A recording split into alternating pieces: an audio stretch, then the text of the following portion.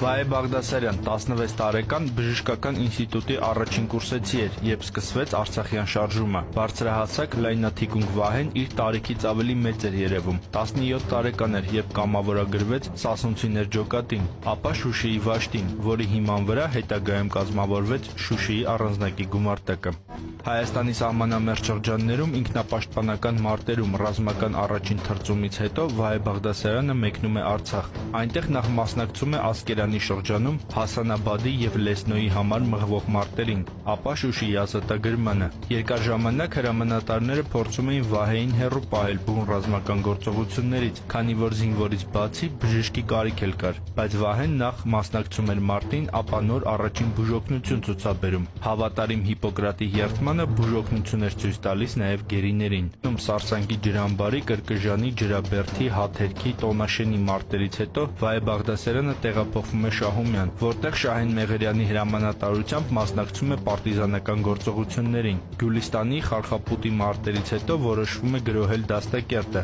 Պետք էր 18 կիլոմետր ոտքով աննկատ անցնել, ապա խուճապ առաջացնել թվաքանակով, դիրքով եւ զենքով առավել ադրբեջանցիների մեջ։ Վահեն ադրբեջանական հենակետի ռմբահարումը վերցնում է իր վրա։ Դաստակերտի մարտն ավարտվեց կատարյալ հաղթանակով, բայց այն 21-ամյա Վահե Բաղդասարյանի համար դարձավ վերջինը։